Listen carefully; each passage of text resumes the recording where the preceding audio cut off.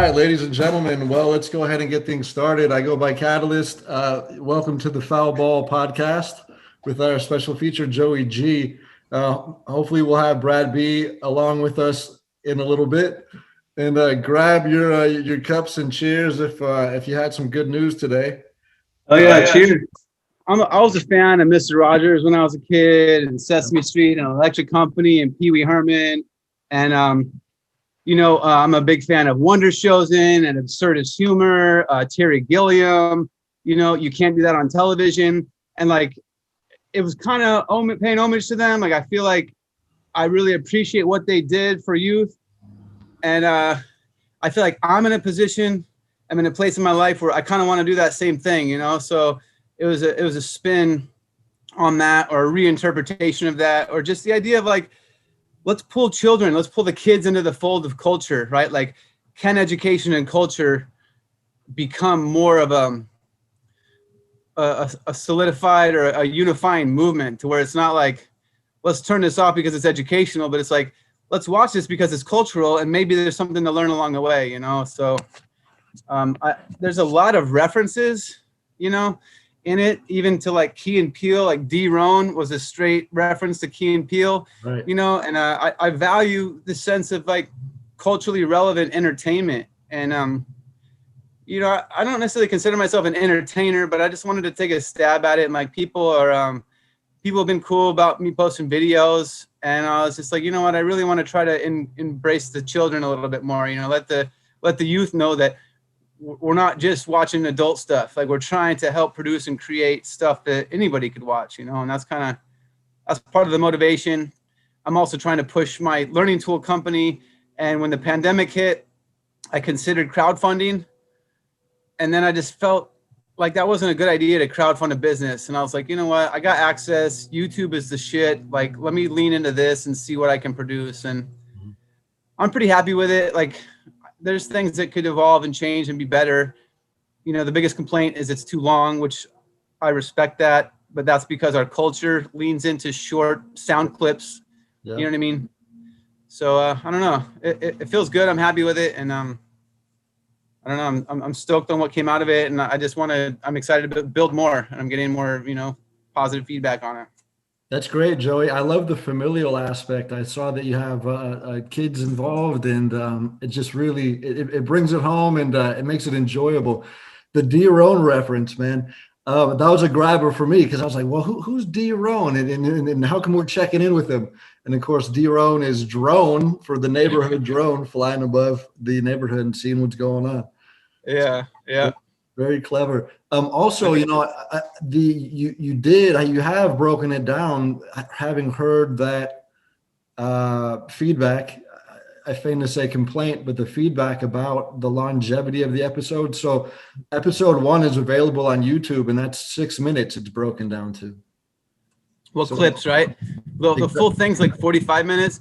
But the reason I did that is because, well, actually, just looking into the episode, I was like, I want an artist, and I want to interview an artist and a musician and a neighbor, and then do a couple little things. And I was like, probably 5 minutes for each will work, a couple little clips along the way, and then that should work, right? And I was like, that's probably about 20 minutes.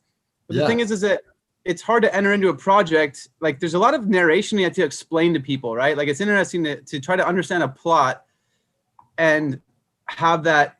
How do you convey a plot without actually acting or narrating it or adding it, right? So I had to really do that. And it's like, that was my least favorite part. Like, I really like editing and interviewing. I think that's kind of fun. But there was that element to it, to where I feel like I had to act to demonstrate what the idea was. And I'm not even sure if everyone has got the full idea. I think so. The idea is that we stumbled into this backyard classroom, right? And I'm the substitute student teacher.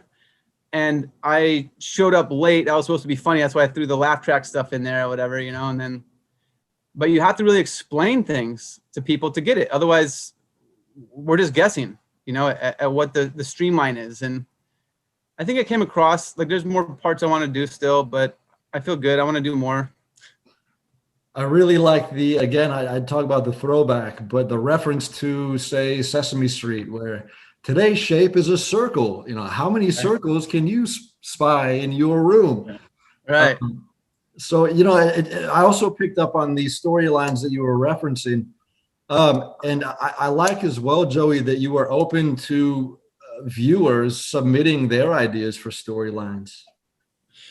Yeah, I really want it to be interactive. Like there's a few things that I love about the ability for an audience member to decide whether that's faked or real. Like I like both of them, Right. So like also I really like Dimitri Martin's show. He did this stand-up show for a while, and it was like, what are we going to play next? And it felt kind of like the viewers there, and you can't do that on television, and the buttons pop up, and we're in this age now where like you whisper something to your friend, and your Facebook feed or Alexa is offering you things to buy.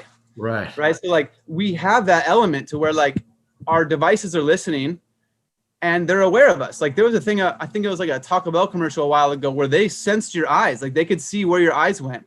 And I wanted to play on that, like just being like an experimental creator. Like I just wanted to play with that idea and give this, this sort of ownership to the viewer. That's like, I'm engaged in this and I'm watching this. And you can even do that with YouTube. You can make choose your own adventure stories and videos on YouTube. You know what I mean? Like you have to clip it up.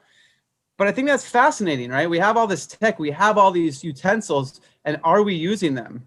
And I kind of want to push that. Like let's consider what that could look like and let's develop it. Let's make it more available, Out of respect of you putting your thoughts into action, you came today to you came from the market center where you were selling some artwork that you've just created using wood burning and stenciling. So yeah. Picking up on exactly what you were saying in terms of pushing these educational tools and doing more with them. A perfect example is where you just came from. How'd it go over there at the market? You were it was great, man. Oh damn, I gotta get my power cord for this thing. Like I wasn't sure what was going to happen, so I was gonna try to throw up a virtue back. I gotta walk around a little bit and get my power cord. Yeah, but so I wasn't sure what was gonna happen with that. I've been using a new makerspace, trying to get comfortable with it and everything. And I produced a few of these maps that I drew of my neighborhood, and I sold them all. And I took the wall art that I had, my the Southwestern mandala. I have a few of those. I took those. I sold them. I dropped the price a bit because I was, it's been a while since I've been out. I didn't produce a lot of stuff. And I'd like to move stuff, and I'd like to make money, and I need to pay bills. Sure. So I dropped the price a little bit, chatted people up, and I made a couple $100. So that feels good, and it feels positive. Like I was able to network and talk to a few more people, Good, Joey. Great. Well, Joey, it's been a minute since I've met you over there at the Conspire space, Conspire over there on the corner of Garfield and Fifth Street. You had been working at that time with John Sagasta. John, we know as the owner of Jobot Coffee that used to be on Roosevelt and Fifth and has since moved. Right. Beats and Brunch came out of Jobot, a lot of employment, local employment for homies living in the neighborhood. Right. So you and Sagasta I kind of clump you together as being known as the mayor of downtown Phoenix, specifically, especially that art district. Yeah. Joey, tell us about your background in terms of you being homegrown in Arizona. Where's your family from? What really inspired you to get involved in art in such a way where it's not only shown to the people and interactive with the people, but also has become a way for folks to make money and provide for themselves and their families while exposing their art and disseminating it to the public? What drove you to that? What inspired you to do that for the people? That's rad. Hey, I really appreciate this, Aaron. This is really, I appreciate the questions, man. I tried to leave town, man. I am from Phoenix. I grew up here. I love it here. I grew up in a trailer in the suburb in the north side. And ever since I was like 15, I had a Volkswagen bus, and me and the homies would crew up and go skateboard, and we go to like house parties in Tempe and see people like Randy Colvin out there, and like I really got interested and involved in like the skateboarding and punk rock cultures and such, and then we would hitchhike to California. We travel up the coast, and then I really started to get inspired by Portland. Like I had been there like by 5 times by 98. We took a Volkswagen bus up there again, you know, and I wanted to move there. I was there for like 2 months and I was like, this, you know, I loved it. Like I felt like the culture was like alive and happening.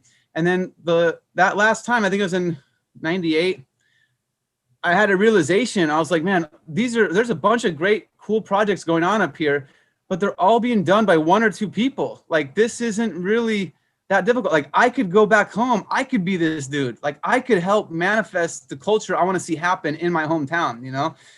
And that's kind of what I wanted to do. So when I came back, like I was just really interested in developing it, you know. And then when I did, what was it, in 96, we had traveled America, and I hitchhiked back from that.